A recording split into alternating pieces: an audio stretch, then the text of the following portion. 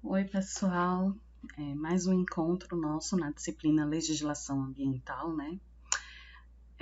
Vou pedir desculpa adiantada, eu estou um pouco gripada, então vou pedir desculpas pela minha voz, mas eu acho que vai dar para entender direitinho, tá? Então, hoje a gente vai falar um pouco sobre a parte especificamente de legislação ambiental, especialmente de duas legislações que são extremamente importantes. A gente vai falar sobre a Constituição Federal, né? A presença do meio ambiente na Constituição Federal, e vamos falar sobre a Política Nacional do Meio Ambiente, que é a Lei número 6.938 de 81, tá? Apesar da lei ser mais antiga do que a Constituição, né? A lei é de 81 e a Constituição é de 88, eu vou começar pela Constituição por se tratar da principal legislação de qualquer país, né? A Constituição, ela é a lei mais importante de um país, então a gente vai começar por ela, tá? Então, só para a gente se ambientar, historicamente, lógico que a Constituição, a Política Nacional do Meio Ambiente, ela não foi a primeira lei que existiu, né? Então, a gente antes teve aí um Estatuto da Terra, a gente teve o Código Florestal em 1965, que foi atualizado, né, agora há pouco. A gente tinha uma lei de proteção da fauna, tá? Uma política nacional de saneamento básico, tudo aí dos anos 60, né? E, finalmente, nos anos 80, a gente tem a Política Nacional do Meio Ambiente como uma das principais legislações sobre o meio ambiente no país e a inserção do meio ambiente na Constituição Federal, tá? E outras legislações importantes que a gente tem aí, né? A gente tem a Lei de Crimes Ambientais, a gente tem a Lei de Recursos Hídricos, né? A Política Nacional de Recursos Hídricos, de 97, que substitui o Código das Águas, lá de 1934. Temos a Política Nacional de Resíduos Sólidos e temos aí a mais recente, que é o Marco Legal de Saneamento Básico. Aqui eu estou falando mais das legislações relacionadas, né, a saneamento, não apenas ao meio ambiente, tá? Não são só essas, existem várias outras, né? A gente tem a política de educação ambiental, a gente tem o Estatuto das Cidades, que traz diretrizes para o ordenamento da cidade. Então, temos aí uma série de legislações que influem diretamente no meio ambiente, tá? E aí, vamos falar sobre essas legislações no decorrer da disciplina, né? A gente vai falar um pouco sobre a Política Nacional de Recursos Hídricos, a de resíduos sólidos, tá certo? E hoje a gente vai falar especificamente sobre Constituição Federal e Política Nacional do Meio Ambiente. Então, a Constituição, ela também é chamada de Carta Magna, né? E ela é a lei suprema, a lei fundamental de qualquer país. E não seria diferente aqui no Brasil, né? A Constituição brasileira, ela é a nossa lei suprema, tá? E se ela é a lei maior, como a gente chama, ela é que serve de parâmetro para todas as outras normativas. Isso quer dizer o quê? Que nenhuma outra norma, nenhuma outra lei que seja criada no país, ela pode ir de encontro ao que está posto na Constituição Federal, tá? Ela pode ampliar aquilo que está na Constituição, né? Ser mais restritiva, mas ela não pode ir contra, tá? Então, a Constituição, ela está no topo do ordenamento jurídico. Então, lá em cima de todas as leis, lá a gente falou um pouco sobre a hierarquia das leis, né? Está a Constituição. Nossa Constituição, né? Ela foi promulgada, a nossa Constituição vigente, né? Em 5 de outubro de 1988. E para se fazer essa Constituição, né, foi formada uma Assembleia Constituinte, que a gente chama Assembleia Nacional Constituinte, que são os deputados federais e senadores, né, ou seja, o poder legislativo, aquele que legisla, que cria as leis, né, se reuniu e criou esse conjunto de leis que a gente hoje conhece como Constituição, tá? E essa Constituição, gente, ela ficou conhecida como Constituição Cidadã, justamente por conta do período em que ela foi feita, né? Ela foi concebida justamente nesse processo de redemocratização, logo após o encerramento, o fim do período, né, de ditadura militar no Brasil. Então, Já no finalzinho da ditadura, no período de abertura política, começou a se constituir esses deputados que iam participar da Assembleia Nacional Constituinte, tá? Então, por ser, né, nesse período de retorno à democracia, digamos assim, né, ela foi chamada Constituição Cidadã. A gente tem aí alguns deputados constituintes que são muito famosos, né? Talvez um dos mais importantes deputados constituintes que a gente teve foi Ulisses Guimarães. Temos também o ex-presidente Lula, foi um deputado constituinte, o ex-presidente Michel Temer também, ele foi constituinte, e várias outras pessoas que a gente tem aí, tá? E aí é importante a gente dizer que a nossa Constituição, né, por ser bem novinha, a gente tem países aí que tem Constituição com 100, 150 anos, como é o caso dos Estados Unidos, por exemplo, né? Mas a nossa Constituição, ela é bem jovem, tá? De 1988, tem aí apenas 32 anos, né? Então é uma Constituição bem jovem.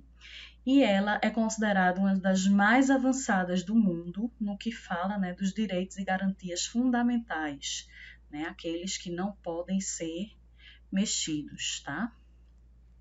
Então, segundo alguns especialistas, né, essa Constituição ela trouxe muitos avanços no reconhecimento dos direitos individuais e sociais das mulheres, coisas que a gente não vê em outras constituições.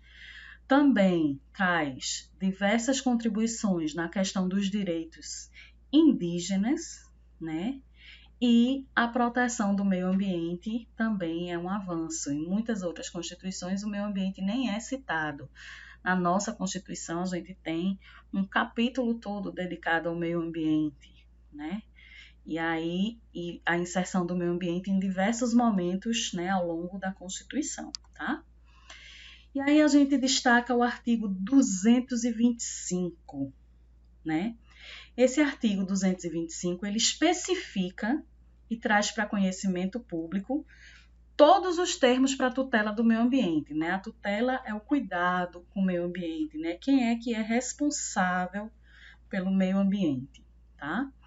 E aí, né, conhecendo quem são os responsáveis, né, pela tutela, é possível garantir aí a preservação e o bem-estar de todos os seres vivos, tá? Então, como eu tinha falado antes, né, a gente tem esse capítulo, que é o capítulo 6, todo voltado para o meio ambiente, mas em vários outros artigos, o meio ambiente é reconhecido como sendo de vital importância para a nossa sociedade, né? Em diversas situações, tanto pela questão da preservação de valores que não podem ser mensurados economicamente, ou até mesmo porque a defesa do meio ambiente é um princípio constitucional que fundamenta a atividade econômica. Lembra lá do que é princípio, né? O princípio, a gente viu princípios do direito ambiental, o princípio é o que motiva, é a base, é o porquê de se fazer aquilo. Então, por que preservar o meio ambiente?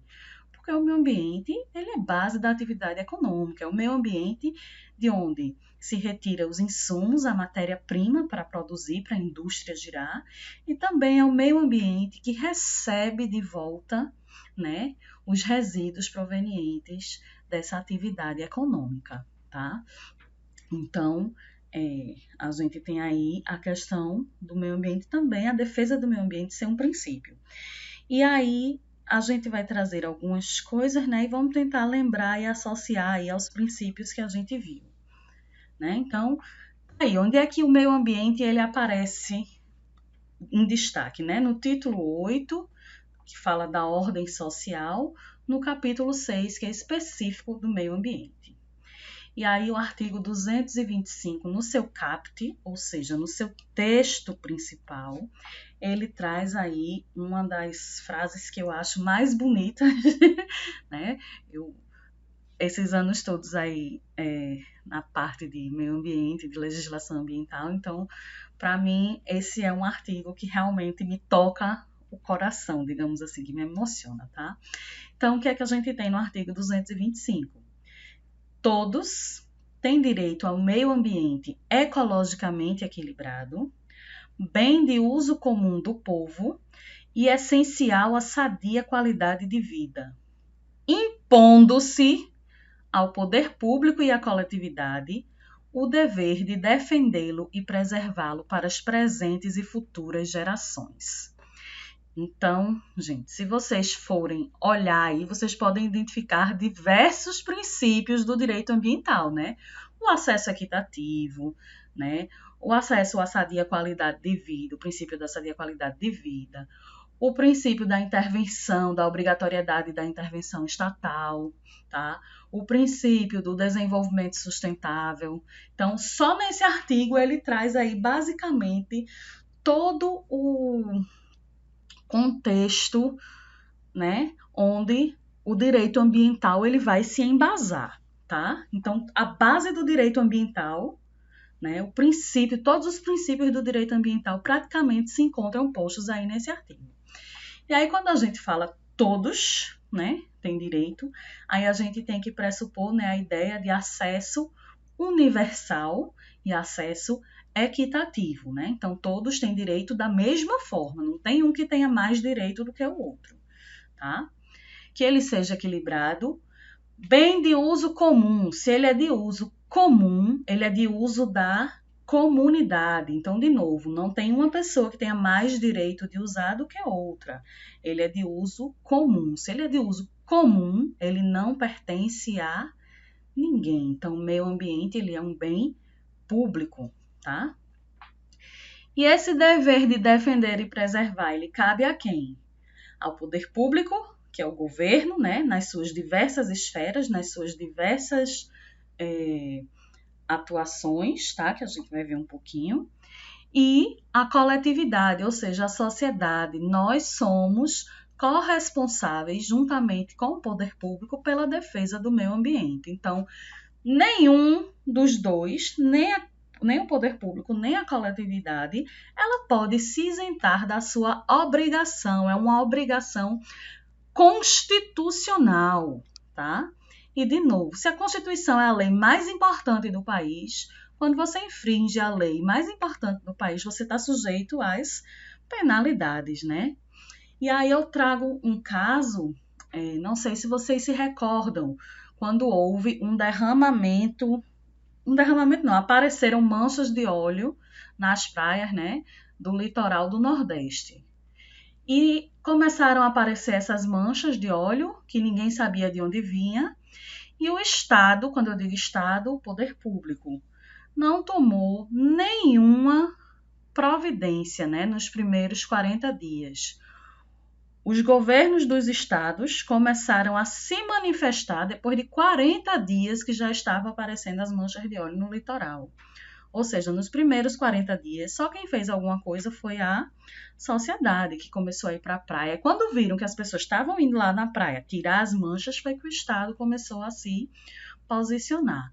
Mas até então, né, a gente tem aí o Estado omisso, né? Então, isso, lembrando, é uma opinião pessoal, interpretando a questão jurídica. Se o Estado ele se omite e imposto, não é se ele quiser não, é imposto, é obrigação do Estado, tá? É defender e preservar o meio ambiente. Se ele se omite nesse momento, nesses 40 dias aí iniciais, ele está descumprindo, né, com a Constituição, tá? Então, essas pessoas elas precisam ser responsabilizadas também. E aí, né, dentro do artigo 225, que fala desse direito ao meio ambiente ecologicamente equilibrado, a gente traz as formas como, né, esse direito ele vai ser efetivo. E aí temos as incumbências do poder público. O que é que o poder público precisa fazer para assegurar a efetividade desse direito? Então, temos aí os incisos de 1 a 7, de 1 a 7, tá? Inciso de 1 até 7, que traz aí as incumbências do poder público nesse momento, tá? Então, preservar e restaurar processos ecológicos essenciais, manejo ecológico de espécies e ecossistemas, né? Preservar a diversidade e a integridade do patrimônio genético do país e fiscalizar as entidades dedicadas à pesquisa e manipulação de material genético. Vou dar um exemplo. Tem um programa que passa no Discovery, quem tiver a oportunidade de assistir, aeroporto área restrita. De vez em quando chegam turistas, né, tanto aqui quanto em outros países, mas essa área restrita ele fala especificamente dos aeroportos brasileiros, né, de Guarulhos e do Galeão, né, São Paulo e Rio de Janeiro, que são os principais aeroportos internacionais. Então, de vez em quando chega turista com algum tipo de alimento que não foi processado pela indústria. Aí chega e é barrado lá. Trouxe queijo curado que trouxeram da Europa, né? Só que é um queijo que não passou por um processo industrial. Aí a fiscalização, né, a vigilância sanitária vai lá e apreende aquele queijo. O pessoal fica tudo chateado. Por que apreendeu aquele queijo? Porque aquele queijo ele pode conter, né, algum micro-organismo, alguma bactéria, algum fungo que não existe no nosso país, tá? E de repente aquele fungo sendo introduzido, aquela bactéria sendo introduzida no nosso país, a gente não tem defesas, tá certo? Não necessariamente as pessoas, mas as culturas, né? As criações de gado. Então, carne, né? Não pode trazer carne de outros países por conta que pode haver espalhamento de alguma doença, né? Para o nosso rebanho. Um dia desses apareceu um jovem que tinha ido fazer uma coleta de solo que ele está estudando, ele faz uma pós-graduação aqui no Brasil e a área de estudo dele é na África. E ele trouxe um monte de solo lá da África, né? Ele pode fazer isso? Pode, porque ele é uma entidade, participa de uma entidade dedicada à pesquisa, mas ele precisa de autorização especial, tá? De Adagro, IBAMA, Vigilância Sanitária, vai depender do que for o teu material de estudo, tá certo? Então, precisa de autorização. Aí ele chegou com o material sem autorização, não tinha nada da universidade dizendo que aquilo ali era parte de uma pesquisa. Foi o que aconteceu? Perdeu o material, tá? Outra coisa em relação à questão do patrimônio genético do país. Patrimônio é meu, né? É nosso. Então, o patrimônio genético do Brasil é do Brasil. Eu não posso dar para outra pessoa. Aí, outro dia, também nesse programa, no mesmo programa, tá, minha gente? Aeroporto área restrita. Estou fazendo propaganda do Discovery. Uma moça estava também estudante, né? E era parte da pesquisa dela, ela levando vários sapinhos, tinha uns 50 sapinhos, filhotinhos de irininho, que era para o estudo dela, tá? Que ela estava levando para a Europa. Quando passou pela fiscalização, ela não pôde levar o material, porque ela não tinha nenhum documento daquele material, né? Não tinha autorização para levar aquele material para fora do país. Ah, professora, mas era só um sapinho, um girino, o que é que tem, né? Tem que, digamos que aqueles girinos, aquele sapinho lá, ele tenha algum ativo, né? Ele tem alguma substância, produz alguma substância, alguma toxina no organismo dele, e que nessa toxina esteja aí, seja um insumo para se produzir um medicamento que vai curar o câncer. E aí? O que vai acontecer? O país lá que recebeu, onde foi feita a pesquisa, ele simplesmente toma posse daquele material, tá? Ele é que fica com a patente, tá certo? Por isso que não pode ser retirado sem autorização. Isso é tráfico de material genético. Você não pode ir, vou ali na Colômbia, vou levar umas mudinhas de planta. Não pode. Porque a mudinha de planta que você está levando, ela pode estar levando aí material genético que seja patrimônio do país. E também não pode trazer, porque você pode trazer uma mudinha de planta, né, que vai trazer aí com ela algumas pragas que pode colocar a perder a nossa cultura, que não está imune àquele tipo de praga. Então, só para a gente entender essa questão do patrimônio genético, que às vezes as pessoas acham que é besteira, né? Também cabe ao poder público definir em todas as unidades da federação, né, em todos os estados, espaços territoriais e seus componentes a serem protegidos. Tá.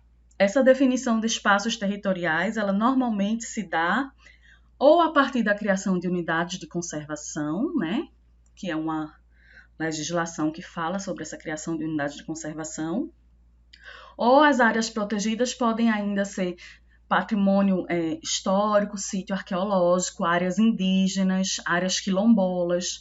Todas essas áreas também são espaços territoriais protegidos, né? E todos os espaços territoriais protegidos, seja ou unidade de conservação ou essas outras áreas indígenas, quilombola, qualquer uma que seja, elas são definidas por lei. Então, qualquer coisa que se vá fazer nessas áreas que foram protegidas, ela precisa, né, ter autorização legal, porque sua alteração só é permitida através da lei, tá? Porque existe uma lei que cria esse espaço. Então, para mudar, também tem que ser a lei, tá certo? E é proibida, né, qualquer uso que comprometa a integridade dos atributos que justifiquem sua proteção. Como assim, né? Integridade dos atributos. Essa área foi protegida por quê? O que foi que justificou a proteção dessa área? Foi a presença de comunidades tradicionais indígenas, né? Foi isso que justificou a proteção. Então, qualquer uso que comprometa a integridade da comunidade tradicional indígena, ele é proibido. Então, não pode ter agricultura, não pode ter pecuária, né? Agricultura em larga escala, tá? Agricultura comercial, né? Só pode ter aquelas atividades da própria comunidade, tá certo?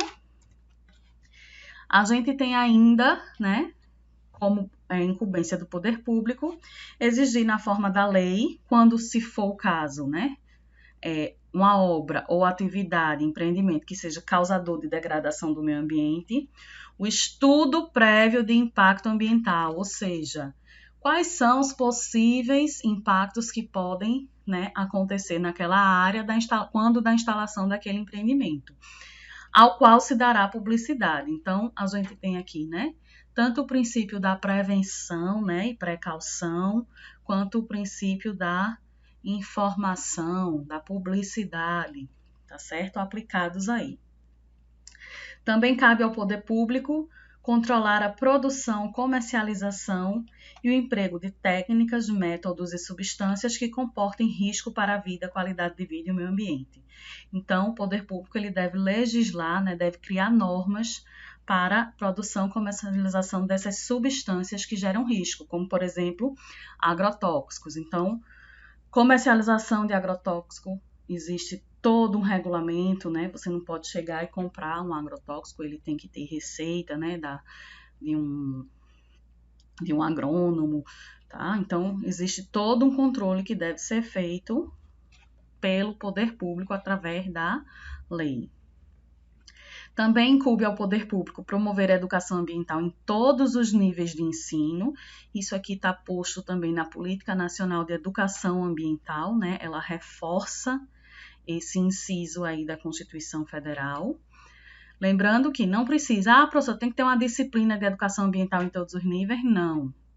Ela tem que estar inserida, né? A educação ambiental, ela vai estar inserida de forma transversal, permeando todas as etapas do currículo, desde os menininhos pequenininhos lá do jardim até os níveis superiores, tá?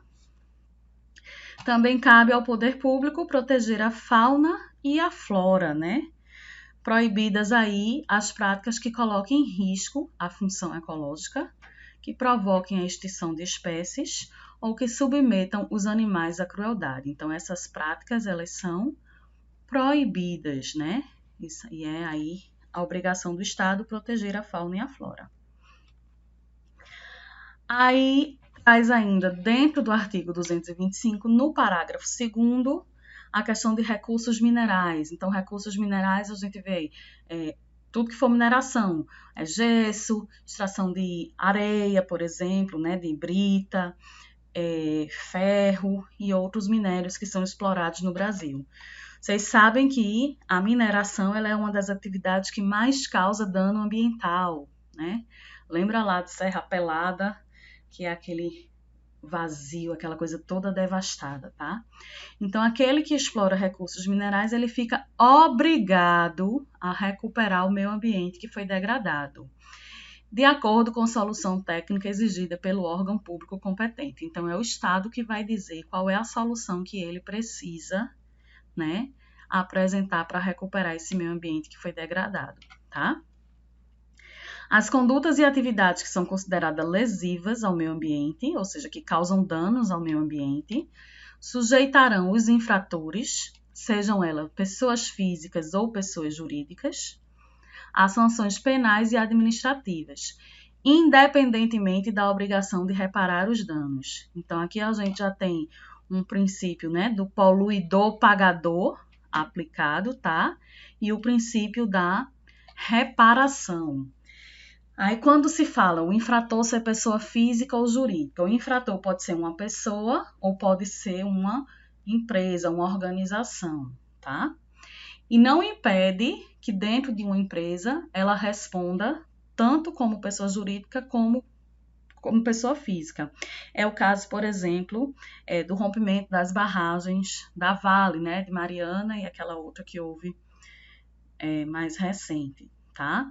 Então, no rompimento das barragens, a empresa ela está respondendo juridicamente, né, como pessoa jurídica, ela está respondendo administrativamente, no caso, tá? E existem pessoas da empresa, funcionários da empresa, as pessoas que assinaram o laudo, o próprio presidente, que ele está respondendo enquanto pessoa física. E enquanto pessoa física, ele responde tanto penal quanto administrativamente. Processos administrativos, normalmente, eles incorrem em uma multa, não é isso? Enquanto que processos penais, eles incorrem aí em penalidades que podem ser desde a prisão, cumprimento de atividades voluntárias, tá? E a pessoa pode, inclusive, ser presa, né? Numa sanção penal, tá certo? No parágrafo 4º, ele traz que a floresta amazônica brasileira, a Mata Atlântica, a Serra do Mar, o Pantanal e a zona costeira são patrimônio nacional, tá? Então, ele traz aí, né, a Constituição, traz aí esses biomas, né, floresta amazônica, Mata Atlântica, Serra do Mar, Pantanal e zona costeira, como prioritários de proteção, tá? Então, seu uso deve ser dentro de condições que assegurem a preservação do meio ambiente, inclusive quanto ao uso dos recursos naturais. E aqui a gente faz uma observação, né? A Caatinga, tá? A Caatinga, ele não está incluído aqui, nem a Caatinga, nem o Cerrado, nem os Campos do Sul, que são considerados biomas, digamos assim, menos nobres, com menor diversidade. Então, eles não foram incluídos aí dentro desse artigo, que a gente sabe que hoje, né, a gente sabe que não existe bioma menos nobre com menos diversidade. Todos têm as suas características e todas elas são relevantes dentro, né, do contexto ecológico, tá? Mas aí fica o registro, a Caatinga ela não faz parte, né, desses biomas prioritários aí, tá? E aí, no seu parágrafo 5º, a gente traz: são indisponíveis as terras devolutas ou aquelas que foram arrecadadas pelos estados necessárias para a proteção dos ecossistemas naturais, ou seja, essas terras elas não podem ser utilizadas. Se elas são necessárias para a proteção de ecossistemas, elas não podem ter outro uso. Parágrafo 6º traz aí a questão das usinas nucleares, né, ou qualquer outra atividade que opere com reator nuclear. Só quem legisla sobre energia nuclear é o governo federal, tá? Então, legislação energia nuclear, toda ela é governo federal. Então, por exemplo, a usina nuclear que estão querendo instalar aqui em Itacuruba, né? O processo de licenciamento dessa usina, ele se dá a nível federal, é o IBAMA que é responsável pelo licenciamento desse empreendimento de usina nuclear, porque o IBAMA é o órgão federal, tá? Que responde por isso, tá certo? E a gente tem também a parte, né? Lembra lá do inciso 7, que fala de submeter os animais à crueldade? A gente tem aí que não se consideram cruéis as práticas desportivas que utilizem animais, desde que sejam manifestações culturais, de acordo com o parágrafo 1º do artigo 215. E essas manifestações, elas precisam ser registradas, né, como um bem imaterial, que é integrante do patrimônio cultural brasileiro. E aí é o caso da vaquejada. Se vocês lembrarem, há alguns anos atrás houve uma série de polêmicas, né, a respeito das vaquejadas. O pessoal, que vaquejada é um esporte, que não sei o quê, que não pode proibir a vaquejada, que proíbe, que não proíbe. Inicialmente, pela lei, a vaquejada é considerado que ela submete os animais a maus tratos. Porém, identificou-se que é considerada, né, ela foi legalmente instituída como um bem imaterial, tá? Como integrante do patrimônio cultural. Então, por isso, ela passou a ser permitida, legalizada, tá certo? Que houve aí uma tentativa de se proibir as vaquejadas, mas aí, por conta de todos os protestos que teve, conseguiu se incluir como ela sendo um patrimônio cultural brasileiro e ser permitido a prática da vaquejada. Ok, gente? Só uma curiosidade, né? Eu falei ali em terras devolutas. Terras devolutas são aquelas terras que são públicas, né? Que não tem nenhum uso, nunca pertenceu a ninguém, né? Nunca integrou o patrimônio de um particular, tá? Mesmo que esteja uma ocupação irregular, mas não é dele. Então, é uma terra que é do Estado. Então, essa terra ela pode ser usada para a proteção dos ecossistemas. E em relação à energia nuclear, né? Os principais órgãos responsáveis pelo exercício do monopólio, né, da energia nuclear é a Comissão Nacional de Energia Nuclear, as indústrias nucleares do Brasil, que é a INB, e a Eletronuclear. Todos esses são órgãos públicos, tá? INB, Eletronuclear e CENEM são órgãos públicos, ok? Então, tá aí posto, né, o meio ambiente dentro da Constituição Federal. Deixa eu dar só uma olhadinha aqui no tempo, né? Quanto é que tá o tempo? 32 minutos, então dá tempo de eu terminar a Política Nacional do Meio Ambiente. Então, vamos lá, né? Então, dando continuidade aí, eu vou falar um pouco sobre a Política Nacional do Meio Ambiente, né? Como eu tinha falado para vocês no início, apesar de ser uma lei anterior à Constituição Federal, eu falei primeiro da Constituição porque ela é mais importante, digamos assim, né? Então, a Política Nacional do Meio Ambiente é a Lei 6.938 de 1981, né? A gente vai chamar de PNMA. E ela fala justamente sobre essa política, seus fins e mecanismos de formulação e aplicação, tá? Então, no artigo 2º, a PNMA ela traz o objetivo, que o objetivo dessa política ela é preservação, melhoria e recuperação da qualidade ambiental propícia à vida, com vistas a garantir, né, no país condições ao desenvolvimento socioeconômico, aos interesses da segurança nacional e à proteção da dignidade da vida humana.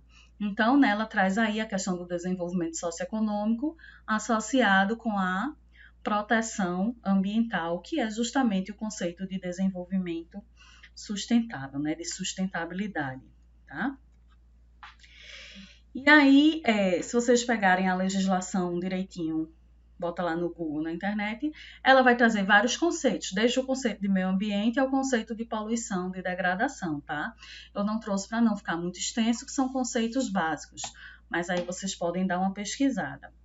Então, ela traz aí principais os objetivos, né, dessa política. Então, a gente tem compatibilizar o desenvolvimento socioeconômico com a preservação ambiental, é o primeiro objetivo, né? A sustentabilidade. Definição de áreas prioritárias de ação governamental relativa à qualidade e ao equilíbrio ecológico, atendendo aí aos interesses de todas as esferas administrativas, né? União, estados, Distrito Federal, territórios e municípios. Aqui a gente tem Distrito Federal, que é a parte, né? Não é um estado, não é uma cidade, tá?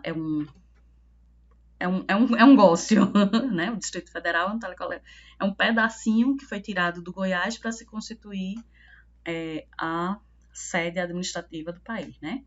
Territórios, a gente tem o território de Fernando de Noronha, que pertence ao estado de Pernambuco, tá? E tem outros territórios que eu agora não vou saber de cabeça.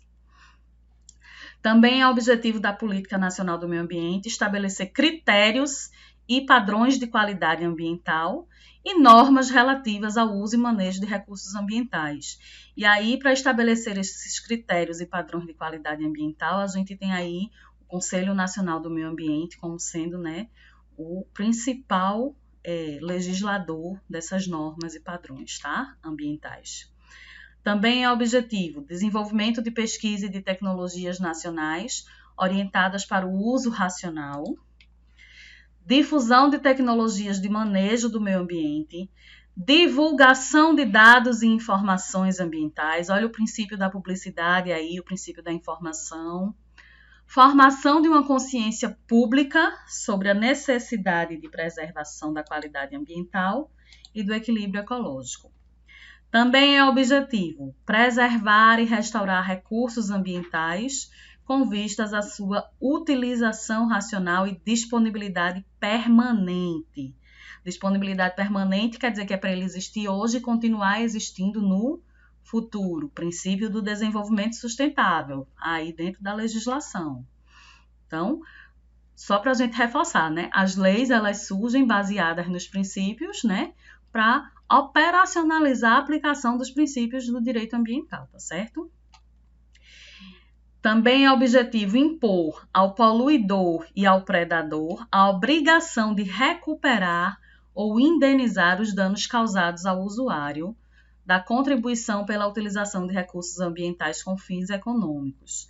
Então, aqui a gente tem um instrumento que vai surgir mais à frente, tá? Esse artigo, esse inciso, ele traz essa questão aí de indenização dos danos, porque ele pressupõe não só que o poluidor, o predador, ele vai ter que recuperar um dano causado ao meio ambiente, como também indenizar o usuário daquele ambiente, né? Que é aquela pessoa que faz uso dos recursos ambientais com fins econômicos, tá?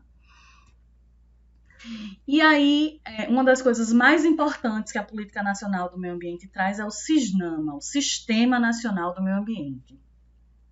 Esse sistema, né, ele é constituído por órgãos e entidades da União, dos estados, do Distrito Federal, dos territórios e dos municípios, assim como também fundações instituídas pelo poder público, responsáveis pela proteção e melhoria da qualidade ambiental.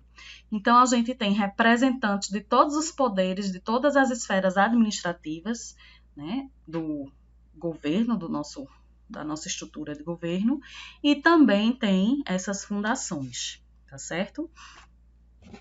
E aí a gente tem, o poder executivo, né, que cabe ao poder executivo, controle das atividades potencialmente poluidoras, exigência do estudo de impacto ambiental e o licenciamento ambiental, e fiscalização das obras e empreendimentos que gerem impactos ambientais. Então, isso aqui é competência do Poder Executivo. Então, são diversos órgãos que compõem o SISNAMA que estão aqui dentro do Poder Executivo. Ministério do Meio Ambiente, IBAMA, Instituto Chico Mendes, né, as secretarias estaduais, todas elas estão aqui dentro, tá? O Poder Legislativo dentro do SISNAMA, ele cabe aí a ele elaborar as leis e os regulamentos ambientais, aprovar os orçamentos dos órgãos ambientais, né, como o IBAMA, os órgãos ambientais estaduais, no caso de Pernambuco, CPRH, e exercer o controle dos atos administrativos do Executivo. Ele é quem fiscaliza, digamos assim, o Poder Executivo, tá? Ao Poder Judiciário cabe o quê? Julgar as ações de cunho ambiental, que normalmente as ações de cunho ambiental, se o meio ambiente é um bem comum, se ele não tem dono, né, ela é posta através de ação civil pública, tá? É o povo quem se manifesta a favor do meio ambiente. Ação popular pode ser um mandado de segurança ou um mandado de injunção.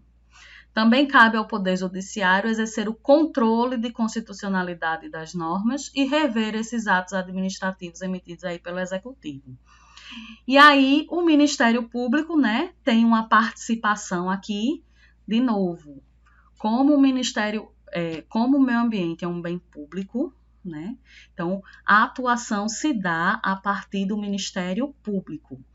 Então, o Ministério Público, a instauração de inquérito civil, criminal, e ele é quem promove a ação civil pública. Então, digamos que houve aí, você identificou que tem uma empresa, uma indústria aqui no município que está jogando esgoto diretamente no rio. O que é que você faz? Você vai lá na polícia e presta uma queixa? Não necessariamente, né? Porque o meio ambiente, de novo, ele é um bem público. Então, você vai ao Ministério Público, faz uma denúncia, o Ministério Público ele averigua essa denúncia e, se constatando que realmente está havendo dano ao patrimônio ambiental, ele vai mover uma ação civil pública, tá? Então, é assim que se procede em relação às questões judiciais no meio ambiente. E o que a gente tem, né, posto dentro do CISNAMA, a estrutura do CISNAMA, a gente tem órgão superior, órgão consultivo e deliberativo, o órgão central, os órgãos executores, ou seja, aqueles que fazem, os órgãos seccionais e os órgãos locais. Dentro do órgão superior, a gente tem aí, né, o Conselho de Governo, que está lá juntinho do presidente, assessorando na formulação das políticas públicas para o meio ambiente. Órgão consultivo e deliberativo, ele é um órgão técnico. Esse daqui é o mais legal, né? A galera que sabe de alguma coisa, tá? O órgão consultivo e deliberativo do CISNAMA é justamente o CONAMA. Ele tem finalidade de assessorar, estudar e propor a esse conselho diretrizes para o meio ambiente. E ele delibera também sobre as normas e padrões compatíveis com o meio ambiente. Lembra que a gente falou lá, né? Nos objetivos da política, tá? O órgão central, que é o Ministério do Meio Ambiente, né? A Secretaria do Meio Ambiente da Presidência da República, que está lá dentro do Ministério do Meio Ambiente, tem a finalidade de planejar, coordenar, supervisionar e controlar a política nacional e essas diretrizes. Dentro dos órgãos executores, ou seja, aqueles que fazem efetivamente, a gente tem o IBAMA, Instituto Brasileiro do Meio Ambiente e Recursos Naturais Renováveis, tá? Quando a gente fala de recursos naturais não renováveis, minérios, a gente tem outros órgãos, a gente tem o CPRM e outros órgãos, tá certo? E o ICMBio, que é o Instituto Chico Mendes de Conservação da Biodiversidade. Esses dois órgãos, né, executores, eles executam a Política Nacional do Meio Ambiente. Então, os instrumentos, a aplicação dos instrumentos, né, é realizada pelo IBAMA e pelo ICMBio, e eles são responsáveis também, né, o IBAMA é responsável também pela fiscalização, né, ambiental e pelo licenciamento ambiental a nível federal, tá? Os órgãos seccionais são aqueles órgãos ou entidades estaduais, né, que respondem pela execução de programas, projetos e controle e fiscalização de atividades que degradam o meio ambiente. Então, dentro dos órgãos seccionais, se é órgão do Estado, a gente vai ter as secretarias estaduais de meio ambiente, tá? A gente vai ter as agências estaduais de meio ambiente, que no caso de Pernambuco é a CPRH, Agência Estadual de Meio Ambiente. Vai ter os conselhos, né? CODEMAS, CONSEMAS, Conselhos de Meio Ambiente, a nível de Estado, tá certo? E a nível de Estado, a gente vai ter também a Polícia Ambiental, que é o órgão policial, né, Polícia Militar, ela é vinculada ao governo do Estado, tá? E dentro da Polícia Militar, a gente tem, pelo menos a maioria dos estados tem, batalhões, né, não sei como é que chama, específicos da área ambiental, tá? Aqui em Pernambuco é o CIPOMA, né, que é a Companhia de Infantaria de Polícia do Meio Ambiente, tá certo? Então, isso a nível de Estado.